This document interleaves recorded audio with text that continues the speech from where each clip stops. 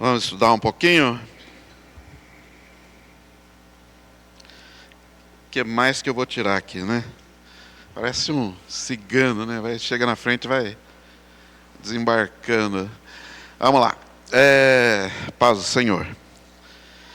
Estamos estudando, então, a revista Treinando Discípulos para a Missão.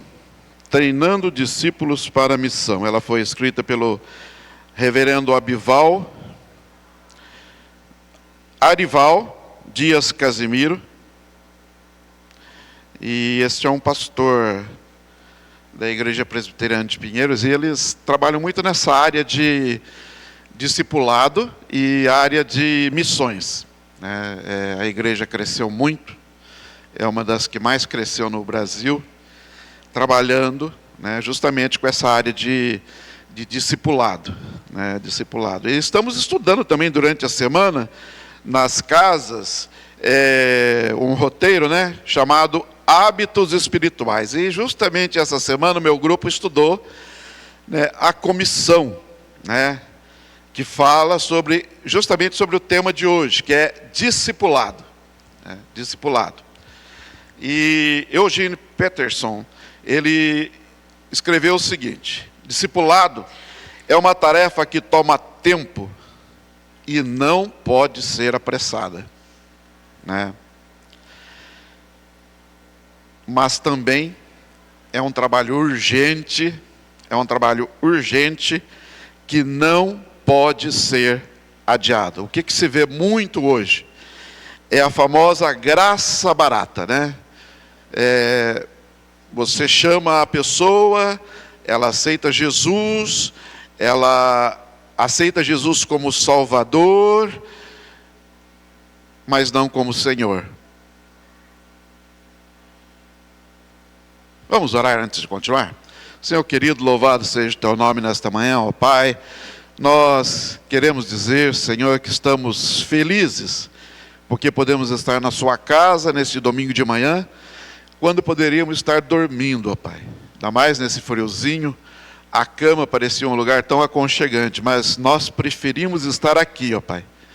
E nós te louvamos e te adoramos por isso, ó Pai, porque o Senhor é a razão da nossa existência, e que esta manhã, ó Pai, seja uma manhã produtiva para o ensino da Tua Palavra e para o nosso aprendizado. Que nós possamos, ó Pai, realmente buscar a Ti, ter sede de Ti, ó Pai. E que o Senhor possa estar abençoando a cada um de nós, as nossas famílias, aqueles a quem amamos, os de perto, os de longe, onde quer que eles estejam, que a Tua graça abundante possa alcançá-los, e que um dia nós possamos vê-los, ó Pai, conosco, adorando o Teu santo nome. Deus querido, fala com cada um nesta manhã, ó Pai. Ministra, Senhor, aos nossos corações. Nós oramos, ó Pai, em nome de Jesus. Amém, Senhor. Amém. Vamos abrir nossas Bíblias. Evangelho de Marcos, capítulo 8.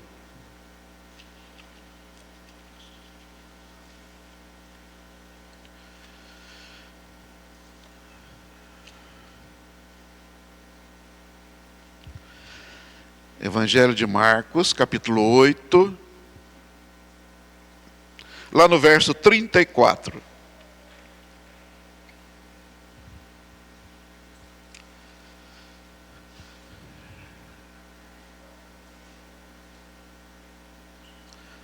Amém? Marcos 8, 34 diz assim: Então, convocando a multidão e juntamente os seus discípulos, Jesus lhes disse: Se alguém quer vir após mim, negue a si mesmo, tome a sua cruz e siga-me. Pois quem quiser salvar a sua vida, a perderá. E quem perder a vida por minha causa e por causa do Evangelho, esse a salvará. De que adianta uma pessoa ganhar o mundo inteiro e perder a sua alma? Que daria uma pessoa em troca de sua alma? Pois quem nesta geração adúltera e pecadora se envergonhar de mim e das minhas palavras, Também o Filho do Homem se envergonhará dele, quando vier na glória do seu Pai, com os seus santos anjos. Esta é o Evangelho de Marcos, né? Falando, Jesus aí convocando, né, os discípulos e falando à multidão, né?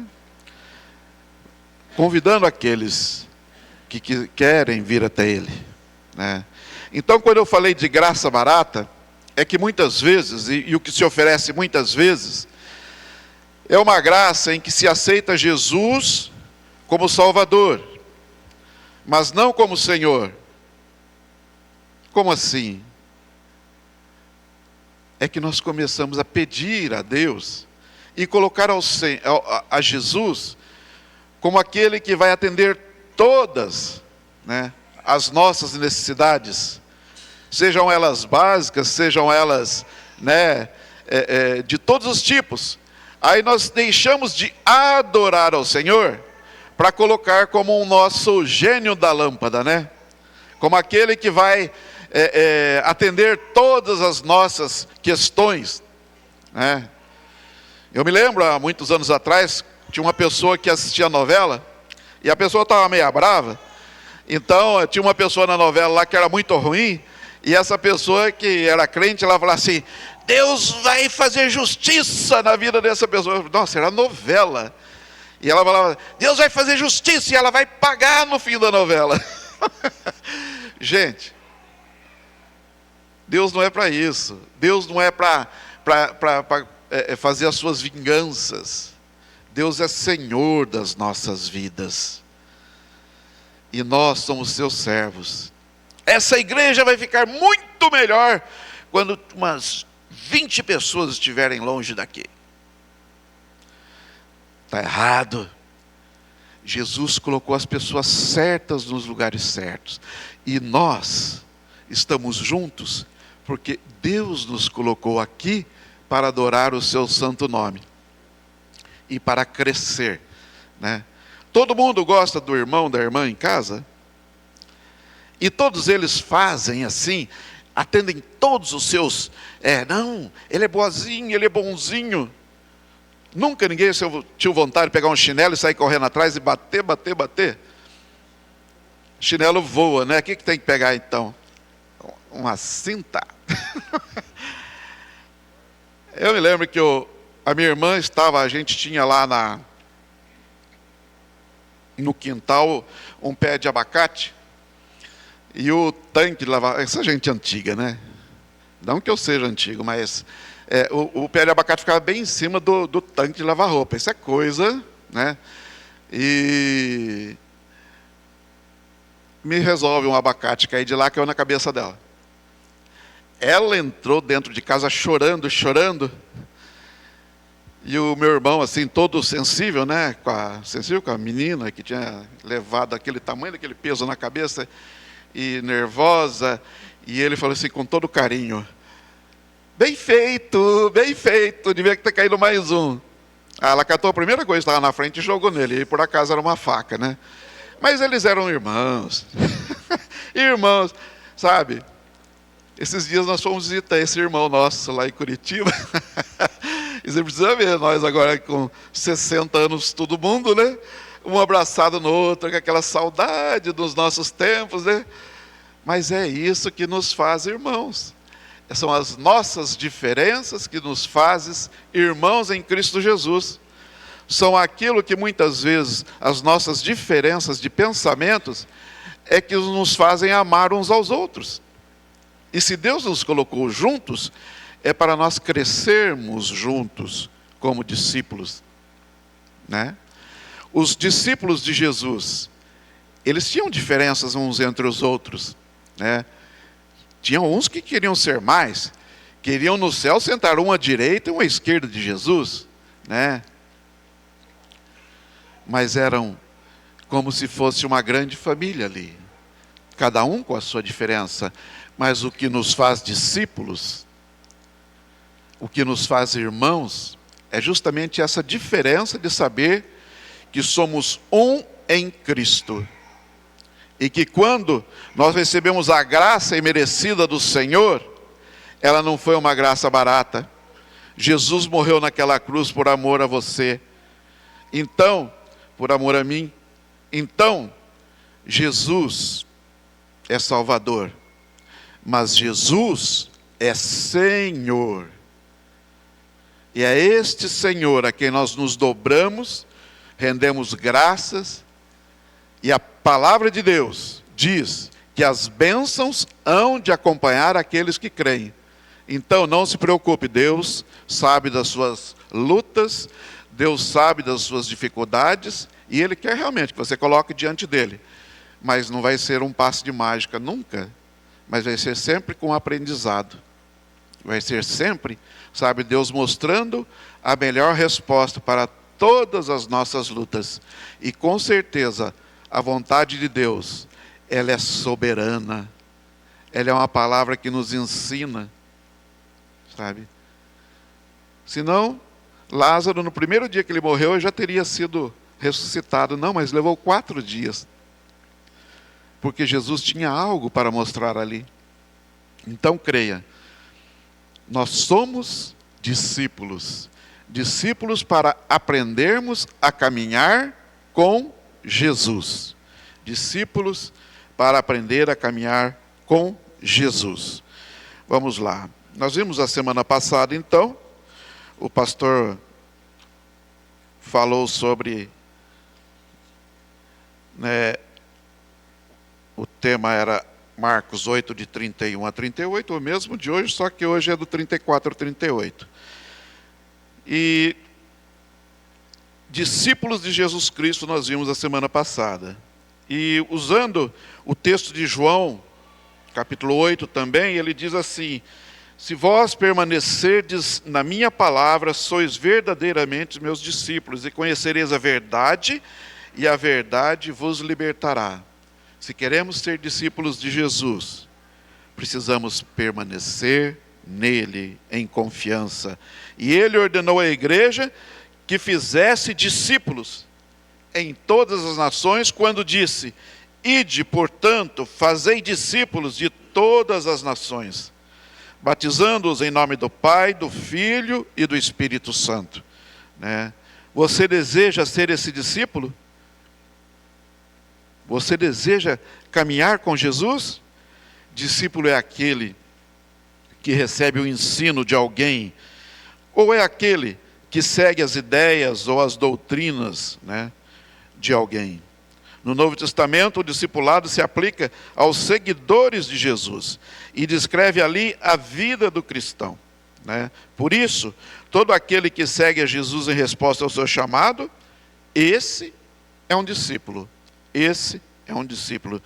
Todo aquele que segue Jesus é discípulo, segundo Mateus 10, 38. Portanto, ser um discípulo de Jesus é ser chamado por Jesus. Há muitas pessoas que se dizem crentes, que se dizem discípulos, mas não são. Porque eles têm os seus próprios interesses. Eles têm os seus próprios interesses. O discípulo é aquele que é chamado por Jesus. Vejam bem, o evangelista João escreveu, Jesus dizendo: não foste vós que me escolhestes a mim. Pelo contrário, eu vos escolhi a vós, e vos designei para que você vá e dê fruto, e para que o seu fruto permaneça. Então, você foi escolhido por Jesus. Jesus te chamou. Jesus te chamou.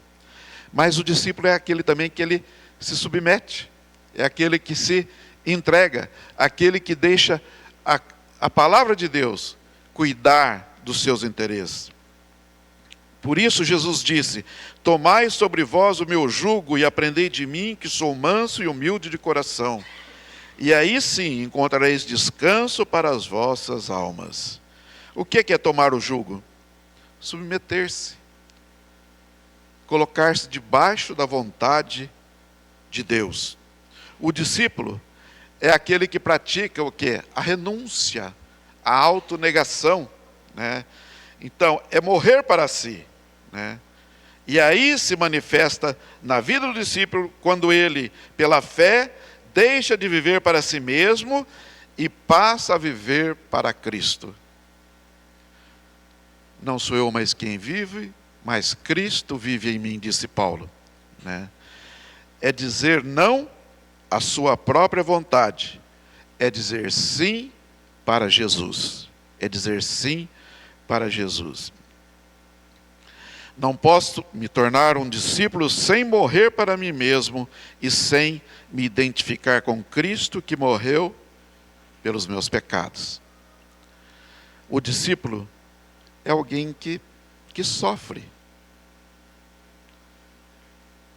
Não existe isso de falar, não, mas eu vivo tão tranquilo. Você não vai passar a vida numa rede, né, com aquele sol bonito, aquele vento gostoso, aquela praia.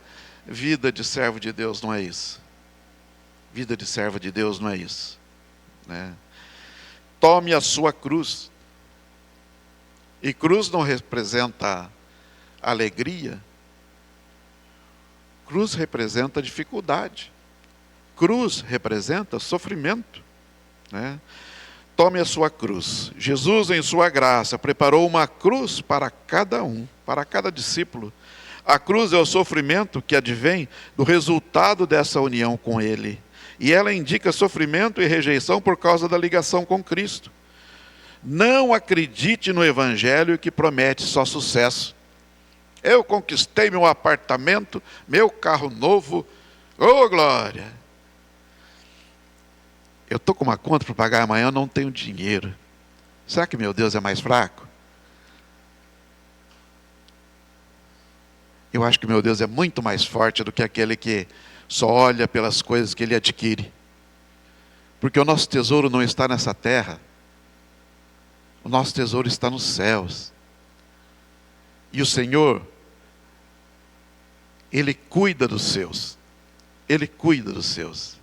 Então, você quer saber se você está com Cristo? Olhe para as suas dificuldades. Olhe para as suas lutas. Mas olhe sabendo que Deus é aquele que dá a última palavra. E a última palavra do Senhor é palavra de vitória para os seus filhos. Então creia, Deus está no controle. E jamais Ele vai te deixar padecer. Mas Ele vai estar com você. Mas nunca sem aprender. Nunca sem ter uma lição para que você seja dia a dia sendo restaurado. Confiando que o Senhor vai estar com você em todas as suas lutas, em todas as suas dificuldades. Não existe cristianismo verdadeiro sem cruz. O discípulo é alguém que rompe com as relações imediatas. Então, ao se tornar um discípulo de Jesus, a pessoa rompe com as relações que mantinha com o pecado, com o mundo, com o diabo. Ser um discípulo é unir-se a Jesus para uma vida separada, uma vida produtiva. Uma vida produtiva. O discípulo, segundo Paulo escreve lá aos Coríntios, é uma nova criatura. As coisas velhas já passaram. Eis que tudo se fez novo, diz a palavra de Deus. E o discípulo é aquele que faz discípulos. Faz discípulos, né? A vocação para ser um discípulo de Jesus tem duas implicações básicas: ser discípulo e reproduzir discípulo. Existe uma fase muito antiga que quem gera ovelhas é ovelhas, não é pastor. O que você entende disso? Quem gera ovelha é ovelha, não é o pastor. Então, meus irmãos, somos discípulos para fazermos discípulos. E não é o seu muito falar que vai convencer alguém, mas muitas vezes é o seu agir, é a sua vida que vai levar pessoas para Jesus. Sabe? Não que você não deva falar. Sim, você deve falar. E falar sempre, porque é assim que diz a palavra de Deus. A tempo e a fora de tempo. Estar sempre falando desse amor de Cristo em sua vida. Mas mais do que falar, o seu exemplo é o que aparece mais, né? Eu, quando jovem, às vezes a gente aprontava alguma lá e tinha uma irmã na igreja lá de mais idade, que ela olhava para mim e ela falava assim, o que você faz fala tão alto que eu não consigo ouvir o que você diz, né? Porque às vezes a gente prega uma coisa e faz outra, né? E era uma vergonha para a gente, né? Eu ficava vermelho, eu falava, Jesus, o que eu aprontei agora? Daí eu começava a fazer uma autocrítica, ela falava, o que eu aprontei agora para essa mulher estar nervosa desse jeito? Alguma coisa eu devia ter aprontado, né? Porque jovem, né? A gente daquela, né? Aquela alegria toda, a gente vivia fazendo alguma coisa, né? E ela só passava assim, não adianta você ficar falando lá não, você tem que viver o Evangelho, né? As suas atitudes são o que demonstram o cristão que você é, né? O meu neto de vez em quando passa perto de mim e fala assim, vovô, isso aí é papel de cristão? Eu falei, até nessa idade eles ficam me cobrando, né? Porque ninguém é santo, né? Às vezes a gente fala alguma coisa, faz alguma coisa, né? Principalmente se for futebol, né? Aí ele já passa perto e, vovô, isso aí é papel de cristão? Fala, tá bom, filho, tá bom, vovô vai mudar. E tem que mudar logo, né? Senão vai embora. A vida do discípulo é produtiva, ou seja, ele é chamado para chamar outros, né? E Jesus adverte, né? Quando ele diz assim, todo ramo que estando em mim não der fruto, ele o corta, e todo o que dá fruto, ele limpa para que produz mais fruto. Então a pergunta é, você não deseja ser um discípulo de Jesus? Seguir a Jesus é viver um novo e fascinante projeto de vida. Seguir a Jesus é caminhar com Deus, é aprender diariamente de Jesus, é ser habitado, é ser guiado pelo Espírito Santo do Senhor. Dito isso, vamos para a nossa lição. Irmãos, essa revista, para os que têm essa revista tem os estudos durante a semana, são trechos bem pequenininhos, mas que te dão uma informação assim muito boa para no domingo, quando você chegar aqui, para a gente estudar. Então, invista, eu não vou falar perca, né? Mas invista o seu tempo fazendo a leitura diária que aparece na sua revista. E são 4 versículos, às vezes no máximo 10 versículos que você vai ler. Leia de preferência de manhã, porque quando a gente lê de manhã, aquilo fica na nossa mente rodando e Deus vai falando o dia todo conosco. Então procure fazer essa leitura de manhã. Eu não sei, pelo menos eu sou assim, quando eu vou estudar para vir para cá, eu sempre procuro fazer de manhãzinha. Por quê? Ou quando a gente vai fazer o estudo nas casas, eu sempre estudo de manhã. Por quê? Porque no decorrer do dia, Deus vai falando. Mesmo que a gente tenha muito serviço, muita coisa para fazer, mas Deus vai tocando no seu coração. Então aprenda isso. Não deixe de ler a leitura devocional que existe aqui, a leitura diária, né? Segunda-feira foi tome a sua cruz. Na terça foi a si mesmo se negue. Na quarta, escolhido para ser discípulo. Na quinta, não olhe para trás, né? E assim por diante. Então, queridos, faça isso, estude a lição, para que quando você estiver aqui, você vai entender claramente, né? E assim você vai abrir um caminho assim para o Espírito Santo falar ao seu coração assim de uma forma assim muito proveitosa, muito gostosa. E na introdução o pastor Arival escreveu aqui: todo crente deve ser um discípulo de Jesus. Cada cristão deve ser um exemplar de Cristo. Quem fala isso é Paulo, né? Para que sejamos pequenos cristos, né? O projeto de Deus para os crentes é torná-los conforme a imagem de Jesus. Então, O discipulado é o método bíblico para formar novos cristãos e treinar os já existentes, né? O maior desafio que a igreja enfrenta hoje é a formação de discípulos autênticos de Jesus. De pessoas autênticas, de pessoas que realmente servem a Jesus. Na sexta-feira a gente tem a oração. Nós fazemos a torre de oração local, ela é 24 horas a gente orando. Acho que a maior parte que conhece, né? E um dos temas das nossas orações são os 360 milhões de pessoas no mundo que nesse momento estão passando por perseguição. Perseguição de morte, perseguição de cadeia. Por quê? Porque eles servem a Jesus. Há algum tempo atrás, não está fazendo acho que um mês, 2 meses, 70 pessoas foram mortas dentro de uma igreja por serem servos de Deus.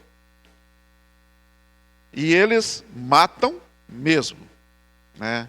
Isso quando nos torturam, abusam sexualmente, né? Então, somos perseguidos, são discípulos de Jesus Cristo. Eu acho que nós nunca tivemos um tempo tão tranquilo para aprendermos de Jesus e vivermos para Ele. Porque aqui nós temos tempos de paz, né? Vivemos num país, né, que apesar da infestação de todo o lixo que vem pela internet, né, e pelas mídias, né, ainda assim nós temos a liberdade de servir a Cristo. De servir a Cristo, né? Podemos ser achincalhados, criticados, né? Principalmente no trabalho, né? Muitas vezes a gente né? As pessoas dão risada quando você diz que é servo de Deus, ou as suas atitudes demonstram, né, que você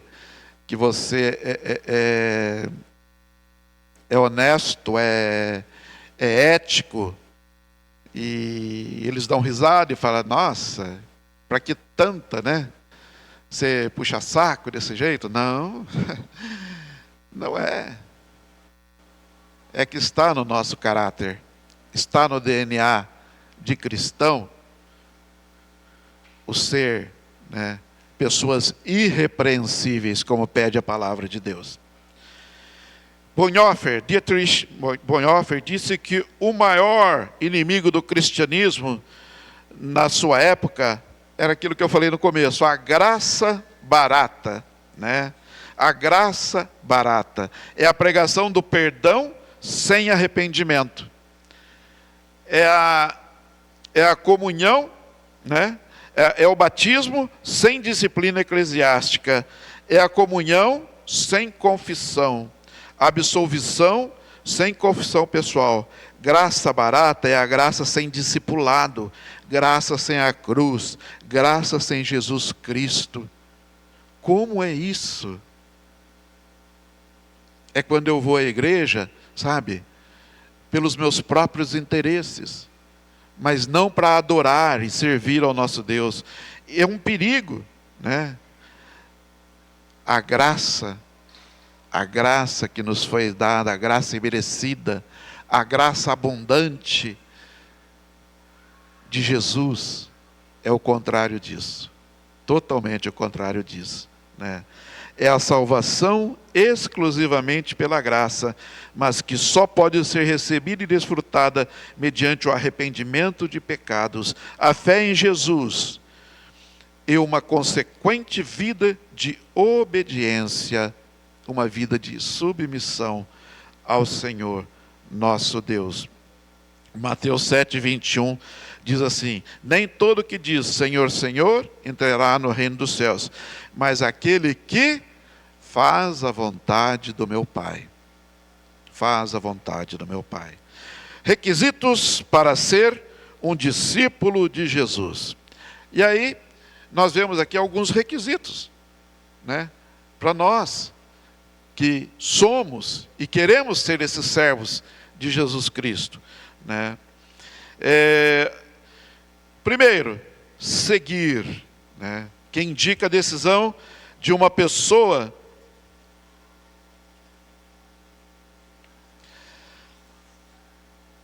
Gente, é estranho, né? Eu fiz isso daqui desse tamanhão para mim ler e eu fico lendo aqui na minha revistinha desse tamanho, né?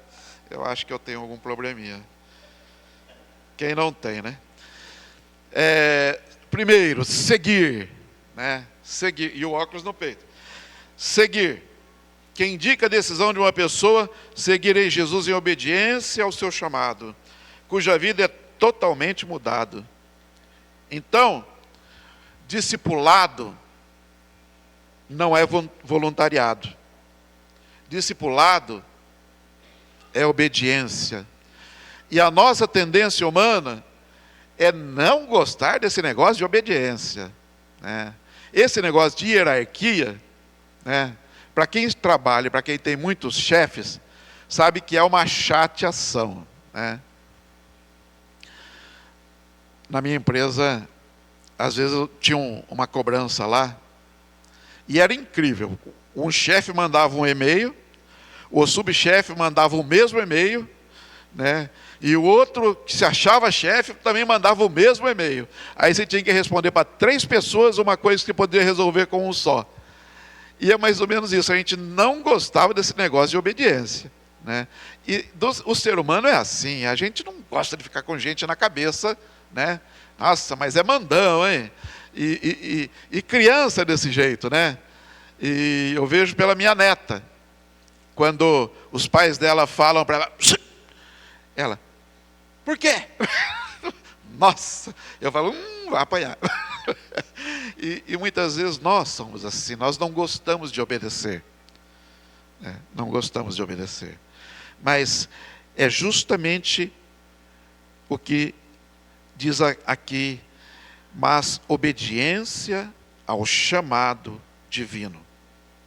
Marcos, no capítulo 1, versículo 16, ele diz assim: caminhando junto ao mar de Galileia, Jesus viu os irmãos Simão e André, que lançavam a rede ao mar, porque eram pescadores. E Jesus lhes disse: venham comigo, e eu farei com que sejam pescadores de homens. Então eles deixaram imediatamente as redes e os seguiram, né? Obediência. Aqueles homens viram em Jesus o Salvador, né? Aquele que aceita nova vocação deve abandonar a antiga. Mateus 9,9 diz: quando Jesus saiu dali, viu um homem chamado Mateus sentado na coletoria e lhe disse: siga-me. E aquele homem deixou tudo e seguiu a Jesus, né? Obediência. A segunda palavra é aprendiz. É alguém que ouviu o chamado de Jesus e se tornou o seu seguidor, se tornou o seu aluno, se tornou o seu discípulo, né? Indica o texto de referência aqui, Mateus 11:29, que diz: tomem sobre vocês o meu jugo e aprendam de mim, porque sou manso e humilde de coração. Então, aprendiz. Jesus fala: aprendam de mim, porque eu sou manso e humilde de coração, e vocês acharão descanso para a sua alma, porque o meu jugo é suave e o meu fardo é leve, né? João 6,45, só para encerrar, mudar, João 6,45 está escrito nos profetas: e todos serão ensinados por Deus. Portanto, todo aquele que ouviu e aprendeu do Pai, esse vem a mim, disse Jesus. Todo aquele que ouviu e aprendeu do Pai, esse vem a mim. Então, primeiro, seguidores. Segundo, aprendizes. Você quer ser um discípulo? Siga Jesus. Você quer ser um discípulo? Aprenda com Jesus. Você quer ser um discípulo, uma discípula? Imite a Jesus. Indica ter um comportamento modelado pelo comportamento de outra pessoa. O nosso modelo é o Senhor Jesus. Quem segue e aprende com Jesus, imita-o, ou é modelado pelo Espírito Santo do Senhor. É Ele que te transforma, que te molda, né? E que te faz você uma nova pessoa. Uma nova pessoa. 1 Coríntios 11 diz assim: sejam meus seguidores, como também eu sou imitador de Cristo. Quem segue e aprende com Jesus, esse o imita. Jesus se volta à multidão e faz um convite especial, né, que é o verso 34 do texto que nós lemos. Se alguém quer vir após mim, a si mesmo se negue, tome a sua cruz e siga-me. Seguir a Jesus, imitar Jesus, andar como Jesus andou. Efésios, Paulo escrevendo aos Efésios, ele diz lá no capítulo 5, portanto, sejam imitadores de Deus como filhos amados e vivam em amor, como também Cristo nos amou e se entregou por nós, como oferta e sacrifício de aroma agradável a Deus. Seguir, imitar, imitar e aprender com Jesus. E aí vem 4 aspectos, né? 4 aspectos que envolvem essa decisão. 4 aspectos que envolvem essa decisão. Essa decisão é uma decisão sua. É uma decisão minha. É nossa, a gente não pode transferir, né? Eu vou ver lá, se o pessoal lá em casa quiser, a gente faz. Como todo bom marido, eu falo, vê lá com a minha mulher, se ela quiser, nós vamos. Isso é transferência, mas nesse caso de Jesus não dá, né? Quando eu não quero fazer, eu falo, vê lá com sua mãe, se ela aceitar, eu aceito. Eu sei que ela não vai aceitar, então os filhos falam assim, pai, você é covarde, hein? Eu falo assim, mais ou menos, vai lá falar com ela. Será que todo pai é assim? Eu acho que é só eu. É? Oh, Jesus, eu achei que eu era o único. Oh, meu Jesus. E a gente sempre joga para a mãe, né? Porque a mãe é sempre mais brava, né? Então, nem sempre, né? Desculpa. Às vezes o pai é bravo também. Eu sou. Decisão pessoal. É uma decisão pessoal. É você com Jesus. É você com o Senhor. É você com Deus. E isso é algo tão gostoso, que aquele momento que você tem aquele encontro com Deus, que o seu coração se aquece, e você sente aquela presença gostosa de algo assim, que você nunca sentiu na vida. É algo tão poderoso. E Jesus diz, se alguém quer vir, este é o convite.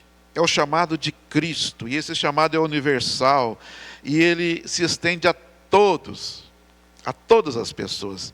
Não é uma questão, ser discípulo não é uma questão leviana, mas é uma decisão séria, e tem implicações eternas.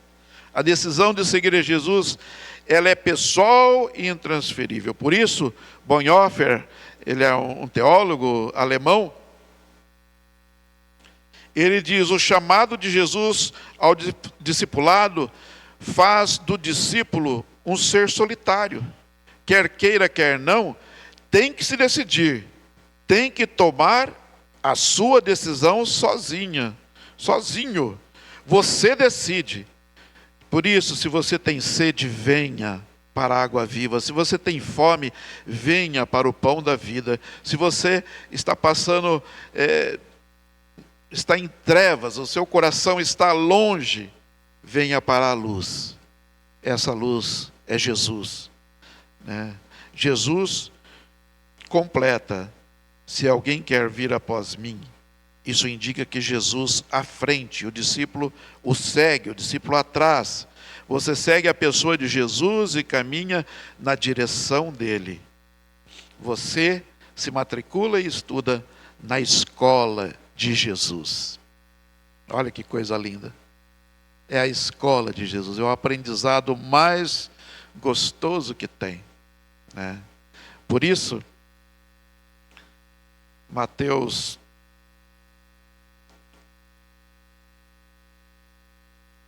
eu coloco todos aqui, Mateus 11, no verso 28, diz assim: venham a mim todos estão cansados e sobrecarregados, e eu vos aliviarei.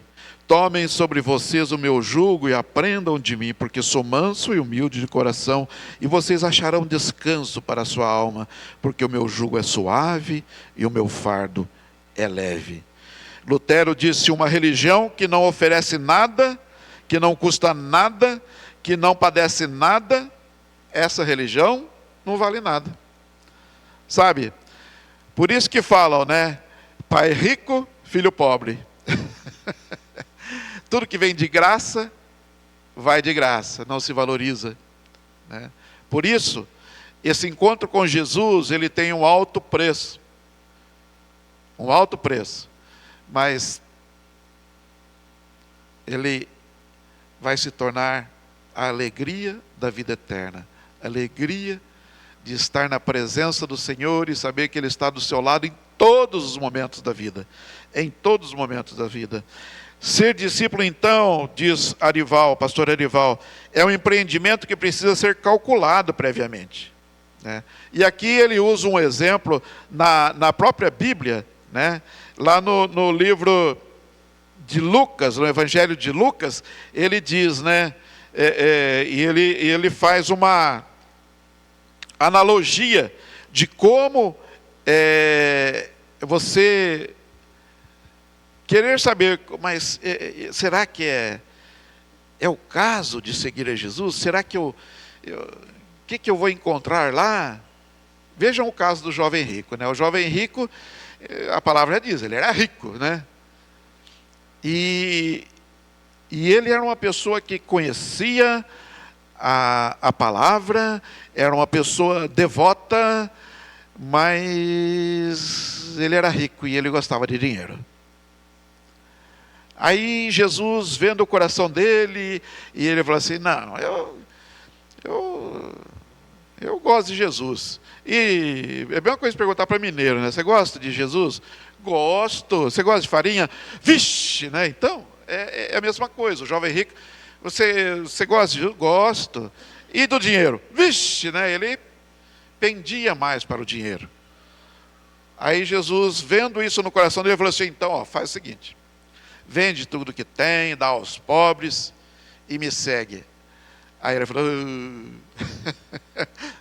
aí fica difícil, né? Então, é uma questão de escolha. Você quer ser um discípulo de Jesus? Você vai ter que renunciar ao pecado, você vai ter que renunciar a muitas coisas. E aí, Jesus coloca um exemplo. Vamos lá. Lucas 14, 28, diz assim: pois qual de vocês, pretendendo construir uma torre, não se assenta primeiro para calcular a despesa e verificar se tem os meios para concluir? Para não acontecer que, tendo lançado os alicerces e não podendo terminar a construção, todos os que a virem zombem dele, dizendo: este homem começou a construir e não pôde acabar.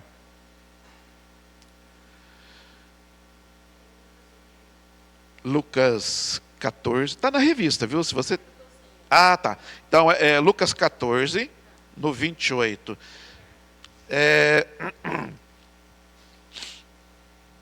Foi um senhor dar um testemunho lá na minha cidade, há 300 anos atrás, e ele contando, ele foi preso, e ele era uma pessoa terrível. Assalto, assassinato, essas coisinhas básicas, né? E ele, na cadeia, ele ficou do lado da galera, né? Então e um dia foi alguém lá e pregou e falou sobre, né, você aceitar a Jesus e mudar a sua vida, né? 360 graus. Tudo, né? E ele aceitou a Jesus. E ele aceitou a Jesus.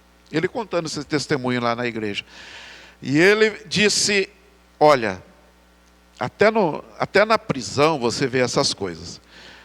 E quando eu aceitei a Jesus ali, aí eu fiz, sabe quando você fica assim meio crente? Né? Então, ele falou assim, ele queria ir para a galera falou assim, não, você aceitou Jesus? Aceitei.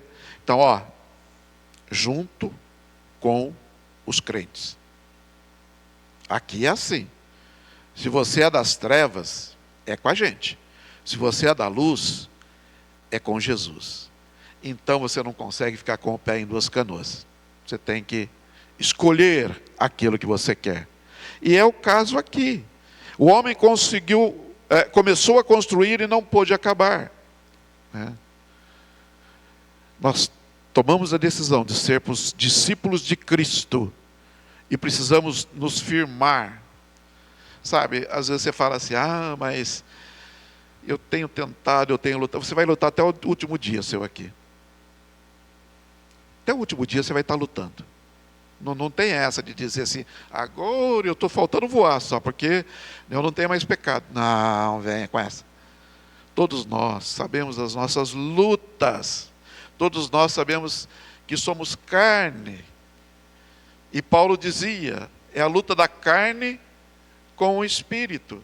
Então, queridos, não desanime, lute. Não desanime, busque. Não desanime, continue servindo ao Senhor. Mas esteja na luz. Não deixe as trevas nem fazerem sombra para você, mas fique na luz do Senhor Jesus. E continuando aqui, ele usa um outro texto, o mesmo texto na sequência, em que Jesus coloca a mesma situação. Olha só, Jesus insiste, no verso 31. Ou qual é o rei que, indo para combater outro rei, não se assenta primeiro para calcular se com 10.000 homens poderá enfrentar o que vem contra ele com 20.000. Caso contrário, estando o outro ainda longe, envia-lhe uma embaixada pedindo condições de paz. Assim, pois, qualquer um de vocês que não renuncia a tudo que tem, não pode ser meu discípulo. É a renúncia. É a renúncia. O jovem rico não conseguiu renunciar à riqueza, porque ele estava muito envolvido. Muito envolvido. Nós precisamos aprender a tomar uma decisão séria de seguirmos ao Senhor. E a segunda parte que ele fala sobre essa decisão de renunciar a si mesmo. O discipulado, ele exige abnegação, uma vida totalmente dirigida por Deus. E o que é abnegação? É abrir mão da sua vontade, é você negar-se a si mesmo. Ou seja, renunciar o eu. Renunciar o eu. A gente não quer ser, mas a gente muitas vezes, o nosso orgulho, a nossa prepotência, as nossas razões, as nossas convicções, que nem sempre são da vontade de Deus, e que muitas vezes nós precisamos renunciar. É abrir mão da sua vontade pessoal, é sujeitar-se à vontade do Senhor nosso Deus. Por isso, Paulo, escrevendo à igreja de Filipos, ele diz lá na carta aos Filipenses, no capítulo 3, na verdade, considero tudo como perda por causa da sublimidade do conhecimento de Jesus Cristo, o meu Senhor. Por causa de Jesus, perdi todas as coisas e as considero como lixo para ganhar a Cristo e ser achado nele, não tendo justiça própria que procede de lei, mas aquela que é mediante a fé em Cristo, a justiça que procede de Deus, baseada na fé. Então, é isso. É você deixar para lá, sabe? Aquilo que o mundo fica impregnado em você. Então, renúncia. Jesus teve que renunciar. O próprio Jesus teve que renunciar. Lá em Mateus, capítulo 26, Jesus passando aquele momento terrível, pois sabia que iria para a cruz. E diz o texto no verso 39 de Mateus 26, e adiantando-se um pouco, prostrou-se sobre o seu rosto, orando e dizendo: meu Pai, se é possível, que passe de mim esse cálice, contudo não seja como eu quero, e sim como tu queres. Renúncia, renúncia. Ele renunciou à sua própria vida, renunciou à sua própria vida. Então, essa avaliação, não, mais para baixo.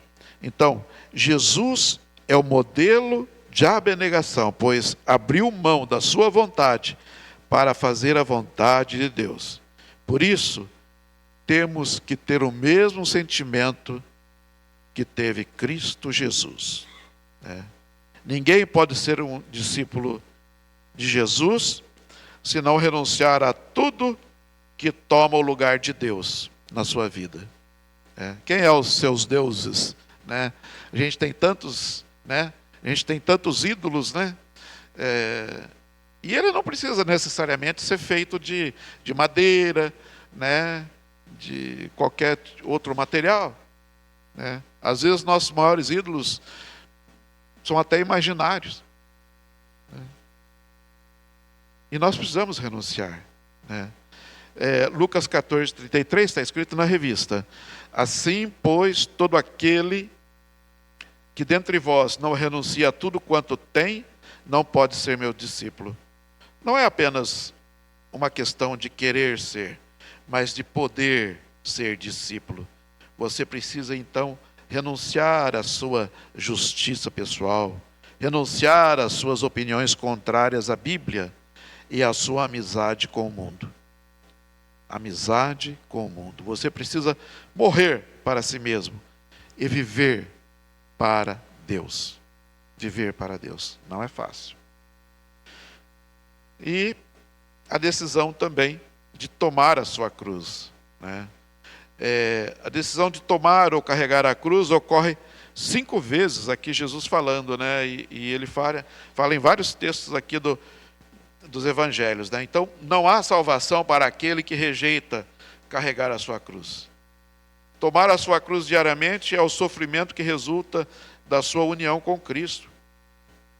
É a morte do eu. É a morte do eu. Morte para a importância pessoal, morte para a autogratificação, morte para as vantagens pessoais e para a independência. Morte para os interesses pessoais, porque agora o nosso interesse é servir a Jesus. O nosso interesse é servir a Jesus. Walter Chantry, deve ser um pastor, fala sobre as demandas de carregar a cruz. E são aqui 5 demandas que ele coloca. Primeira exigência: tomar a cruz é uma exigência universal para qualquer que quer ser discípulo de Jesus. É algo permanente. Tomar a cruz é algo permanente para o resto da vida, o que requer paciência. Andar com Jesus, você tem muita paciência.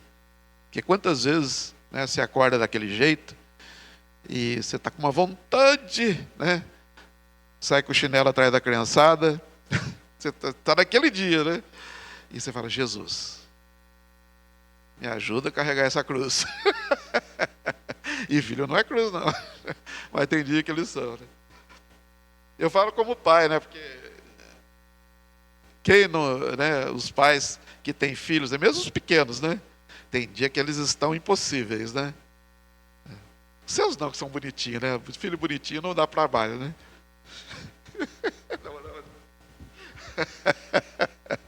Ai, Jesus, Eu vejo agora pelos netos, O meu filho fala assim: pai, você está estragando esse meu filho. Eu falei: então não deixa ele em casa.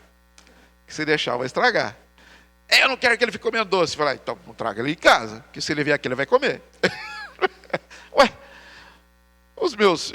ele foi meu filho, eu judiei dele pra caramba, Tadinho, nossa, morro de dó.